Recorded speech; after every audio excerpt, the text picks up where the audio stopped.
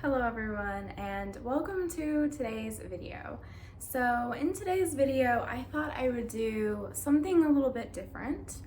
I thought I would do kind of a sit down story time sort of video to talk about my journey with OCD. Because in case any of you haven't heard in any of my videos, I do have OCD. Pretty severe OCD, I would say, and I've struggled with it for a really long time. So I kind of just wanted to discuss what it's looked like for me in case there's someone else who would relate and feel comforted that they're not alone, because OCD can be very isolating and make you feel like you're the only person who's ever had these thoughts. So this is a video that I've wanted to do for a while. It's pretty hard for me to talk about because I've dealt with so much shame about it, but I want to try today. I want to talk to you guys. So first things first, I kind of want to get some of the basics out of the way. I first started having OCD symptoms when I was about 4 years old, and I've literally dealt with them since that point in my life. We don't know what caused my OCD. There are a couple of theories that we have. I had a pretty bad case of strep throat as a kid, and I ran a very high fever, and that is something that can cause OCD, high fevers. We also think it could have something to do with, I was exposed to carbon monoxide when I was a kid for a little bit, and we think that may have potentially caused it. So, but long story short, we don't actually know what made it come about, or if there's maybe a genetic component. My mom has some sort of OCD tendencies, and anxiety in general does kind of run in my family. But yeah, I've dealt with it since I was about 4 years old. It's been better at times, worse during others. I tend to have periods of remission, where I don't really deal with it so much. But then if I get triggered by things, if I'm going through a period of a lot of stress, then my symptoms tend to come back, and at times it has been fully debilitating to be honest. And yeah, that's kind of the rundown of what my experience has been. I've never been medicated. I've chosen not to be. I kind of want to try to deal with it for as long as I can with just working through it, you know? One thing that I do think is really important to mention is that I don't deal with as many compulsions as some other people with OCD do. Most of my battle with OCD happens internally. I have a lot of intrusive thoughts, and I struggle with rumination. And when I have compulsions, a lot of times they're mental ones that take place in my head. One of my main external compulsions has been to confess my thoughts to other people, usually my mom. So especially when I was a kid, I used to always come to my mom and have to tell her every intrusive thought that was coming into my brain, because I thought that if I didn't tell her, then it meant that I was a bad person, because that's also been a big sort of issue within my OCD, as you'll be able to tell as we get further into the story. But it's been a fear of being a bad person, but other people not realizing I'm a bad person, almost imposter syndrome.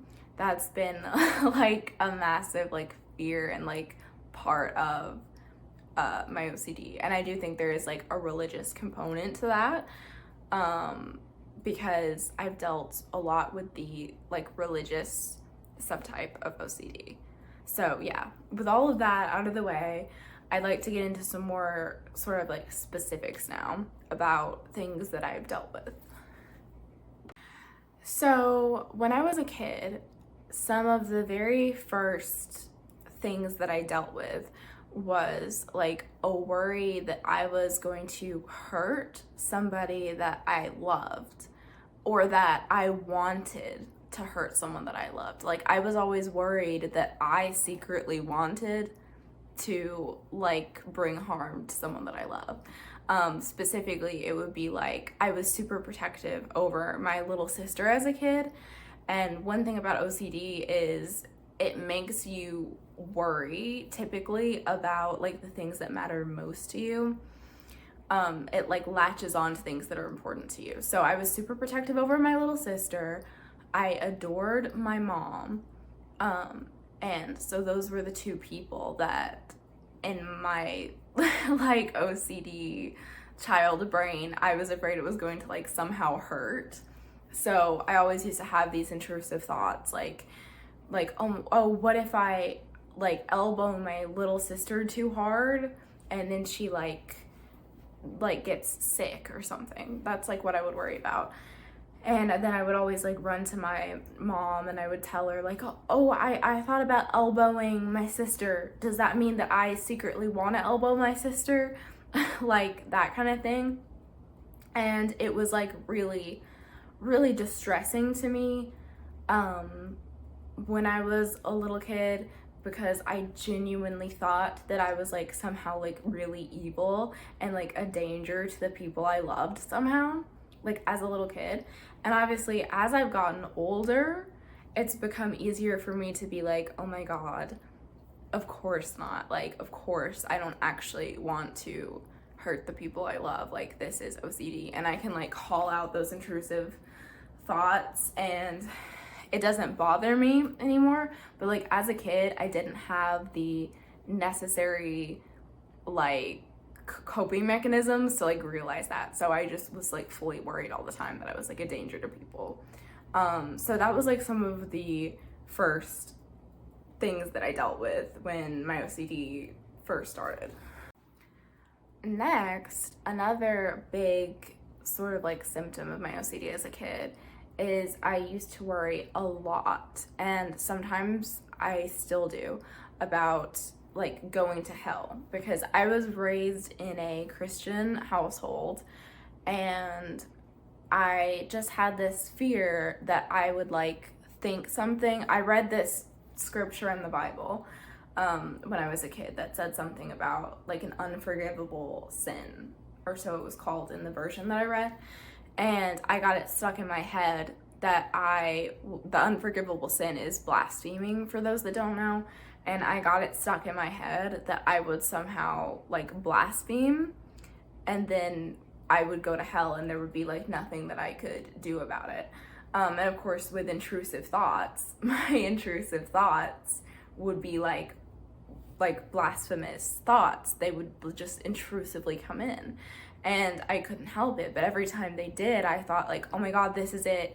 I've done the unforgivable sin now. I'm going to go to hell. And that was like a massive issue for me. I was always afraid that I was thinking something that was going to send me to hell. And I would literally just be sick to my stomach about this, like all of the time. There was one period when I was a kid where I literally remember I would like wake up and throw up every single morning for like 9 months in a row, because I would get really anxious the night before. I always have my worst anxiety at night when things are calming down and there isn't as much to distract me. And I would get so anxious the night before that the next morning when I woke up, I would just be sick and would just vomit for like 9 months in a row. And it was always something about like being afraid that I was going to go to hell. That was a big one for me. And also a fear of the rapture. I was so afraid that the rapture was about to happen at any given moment. And that was a terrifying thought to me, just period. Like, even if I went to heaven, like in my child brain, it was like, but I want to stay here. Like, I don't want to go anywhere else. And so I was terrified of the rapture, and I was extra scared that I was going to be left behind and the people I loved would get taken in the rapture. And then I would literally just be all alone on earth. So The religious sort of subtype of my OCD was something I dealt with a lot, and I still deal with sometimes. Oh, and whereas my compulsions with the like subtype that I told you before was like confessing to my mom, I had several compulsions with the like religious OCD. It usually entailed like telling my mom, but then I also would repeat this prayer to myself in my head like 24/7 of, please God, forgive me for my sins, past, present, and future. And I still remember that to this day. Like, I thought that I had to be repeating it 24/7 because that was like how often the intrusive thoughts were coming in. So in my head, all I was thinking like 24/7 was like, please God, forgive me for all my sins, past, present, and future. And I would have to do that literally all of the time. And then I also had this thing, and I don't even remember how this became a fear of mine, but I was afraid that I would mentally sign a deal with the devil and like sell my soul, which is insane. Like, it's an insane worry to have, especially as a little kid. But I was so scared of it. And so I would constantly, the intrusive thought would be an image of me signing a paper, and in my head I had to literally erase it, like in this vision in my head, to like counteract the intrusive thought so that I wouldn't sell my soul. So those were kind of the main compulsions that I had in regards to the religious OCD. Okay, I had to turn on my light because it's getting dark and littles came to say hi. But yeah, another big subtype of OCD for me has been contamination OCD. And this has taken several forms throughout my life. And contamination OCD is like one of the things that I still deal with mainly to this day. But when it first started, when I was a kid, I was afraid that I was somehow going to like poison my family with just something like normal. So like when I was a kid, I used to pick my nose, and I was afraid that I would like touch my nose and then touch something that my family was going to touch, and then the fact that I touched my nose and then touched something that my family touched, then when they touched it, it was gonna make them sick. And that was what I was afraid of. And so I always thought that I was like somehow contaminating their space or their items with something that would make them sick. And furthermore, that I was doing it on purpose to make them sick. And so I would wash my hands almost all the time. I remember one time I was with someone and they went to the bathroom and they came out and they hadn't washed their hands, and I freaked out thinking they were about to get everyone sick. And then it was really bad. I was very like a germaphobe, I guess, at this time. And this was when I was about like 9 to 11, I want to say, is when I first started having the contamination OCD. But over time, I kind of stopped being as much of a germaphobe. And nowadays, my contamination OCD manifests in different ways. So one thing is right now, like currently, I have this worry that I'm going to accidentally give my cats something that will make them sick that they can't have. So like that I'll use some sort of skincare or lotion, and then the cats will rub up against it and then lick themselves, and then that will make them sick. So whenever I do literally anything, like put on lotion, let's say, I have to immediately cover up with like a sweater so that they don't get any lotion off my skin.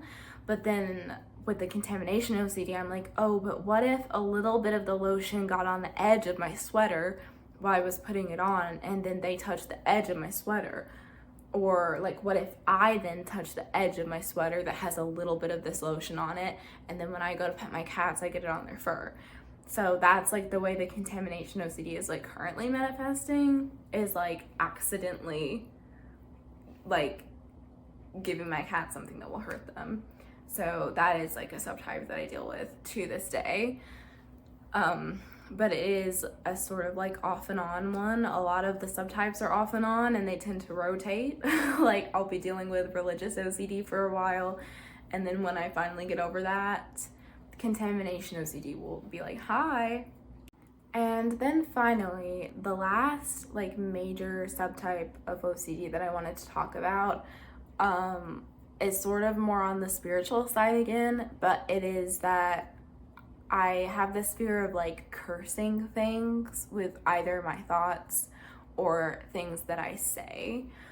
And then also with my intrusive thoughts, that like I'll have an intrusive thought and then I'm like, oh, that cursed something. So like an example would be so I've never had a boyfriend before, which I want to talk about in a different video. But I did have a situationship, let's call it, online with this guy who told me that we were dating, but he never actually saw it that way, and I found out he was like lying to me about it like a while later, and that is a whole different like story time. But at this time, I was in love with this man, and I thought that we were boyfriend and girlfriend. Like in my experience, we were boyfriend and girlfriend because that's what he told me that we were.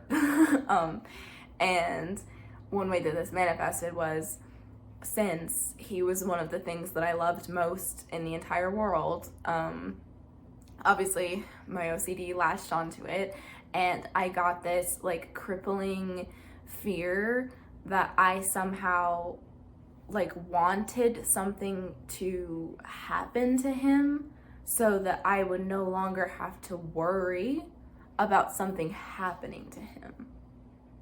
So, and that doesn't really make much sense, but in my head it was very real. Like I worried about his well-being every day.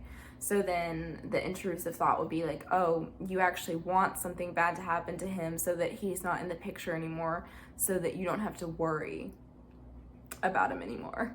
And so that intrusive thought would come into my brain, and then I would think, oh my God, like because that intrusive thought just came into my brain, now something bad is going to happen to him. I cursed it. And the compulsion with that would be like to like repeat things to myself, like, no, he's okay, you want him to be okay, you love him more than anything, etc. Or to text my mom and be like, I had this thought, please tell me that I didn't curse it, because in my mind, like throughout my entire life pretty much, if my mom says something, like I believe it. So even if I can't believe myself, if my mom says, no, sweetie, you didn't curse it, then I didn't curse it. And so that is another big thing, is that I'm always worried that my words or my thoughts are gonna curse something. Like if I were to say like, oh my God, I'm scared that I have cancer, then because I said the word cancer out loud, now I'm gonna get cancer. So that is the last kind of like big thing that I've always had an issue with, and that I still have an issue with to this day.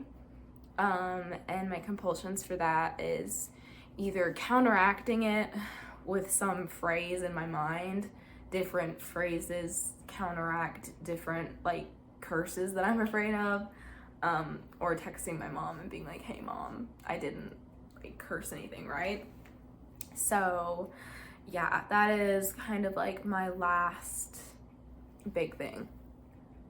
And one of the last things that I wanted to sort of talk about is how I deal with it and how it has been perceived by other people / how it affects other people, it being my OCD. So first off, how I deal with it. I'm still very much learning how to deal with it. Like getting enough sleep, drinking enough water, like doing things to keep my body healthy obviously helps manage it somewhat. Keeping myself distracted helps a lot. Sometimes when I'm feeling like really stressed and really triggered, literally nothing helps. But usually if I can kind of identify the stressor that's going on in my life and eliminate the stressor, then my OCD will kind of abate a bit. And also just learning more about OCD so that when I have the intrusive thoughts, I know that they're intrusive thoughts, has really helped me. But there are always new things that I'm trying, like meditation, yoga. You know, I'm always like up to learn a new coping mechanism to put in my little toolbox for later, because I will deal with this for the rest of my life, and I'm going to need to continue to build up like new ways to handle my thoughts for my entire life. And then obviously it has made a massive impact on my family's lives, which I feel really bad about, and particularly my mom, because my mom is like my person that I go to for literally everything. And so like every worry that I have gets like pushed onto her, because like a lot of times like she's the only person that can calm me down, and that is like a really unfair amount of pressure that has been put on her literally for the past 18 years as I've been dealing with this. And so it's almost like as debilitating for her as it is for me, because she has to deal with it every day like I do, just through me, you know?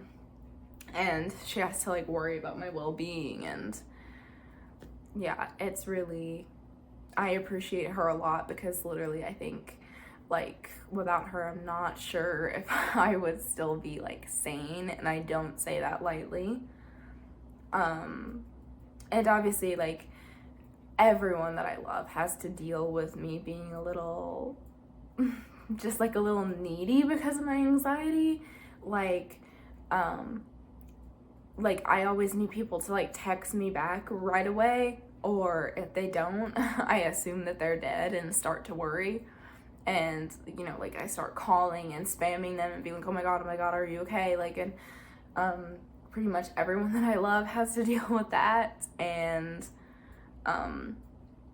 then obviously just like when I'm just like in a spiral and literally all I can talk about or think about or anything is just my intrusive thoughts, and I'm just like a really negative person to be around when I'm like fully spiraling like that. But yeah, by far my mom has been the person who's dealt with like most of it, and my sister. My mom and my sister are the two people who I feel like my OCD, I almost feel like a burden sometimes, and I know they don't see it that way, but I sometimes feel like a burden to them. But I do really love and appreciate that they care enough about me to put up with my stuff all the time. And I'm hoping that as I continue to get older and learn more and build more coping mechanisms, that eventually it'll be a little bit better and a little bit easier for everyone, because I really do hate bothering them with it.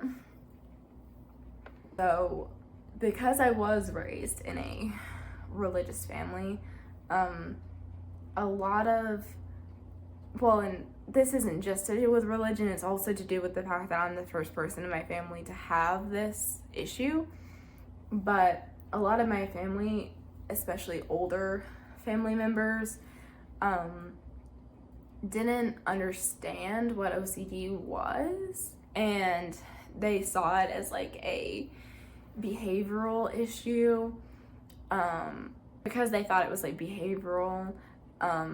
Like they would, you know, suggest like punishments and stuff to like make me stop having these things, and that could have been really detrimental to me as a kid. But my mom kind of like went to bat for me, and was like no, this is like a mental health issue, like she can't help it, and she like really went to bat to like protect me from those kind of like negative like opinions, you know. But to this day, like, people in my family don't really understand always what it is that I'm dealing with. Like, they know I'm an anxious person, but like in their minds I should kind of just be able to like get over it and like go about my life, and they just don't understand like how severe and how debilitating it can be a lot of the times. And also, like, because there is a lot of stigma around mental health, and because I like sometimes a lot of times I fear like being judged if I talk about it. A lot of times I won't even tell people I have OCD, and so then it's kind of hard for them to understand why I act the way I do sometimes. And so yeah, that has again kind of like impacted my ability to like make relationships with new people, because I don't always want to tell them I have OCD. So this is actually a big step for me, like talking about it online. But I wanted to do it in case other people have felt the same way of like feeling really ashamed of their thoughts. Hi, bud. Like feeling really ashamed of their thoughts and feeling like they're the only person who's ever had these thoughts. And I just wanted to share my story in case it helps like literally anyone. Like if this reaches one person that needs to feel not alone, and lets them know that they're not, then this video was worth it. And I feel like I've been filming literally forever now, and I don't know how much of this I'm going to like edit or edit out, but yeah, I hope you guys enjoyed this video. I know it's a little bit different, probably maybe a little bit of a bummer, I don't know, but I do hope it helps someone, and I hope that you'll subscribe to my channel if you want to see more of my content. Like, I do a lot of vlogs and stuff. It's not all like sit down and like listen to like how sad I am things. So yeah, and if you also have OCD, sorry, my cat's playing with something. He's playing with this lamp. If you also have OCD, I'd love to hear about your experiences with it in the comments, because I would like to sort of like experience a community that understands. But yeah, that is all I have to say. I think I'm done talking now because my throat's getting sore. Thank you for watching this video, and I will see you in the next one.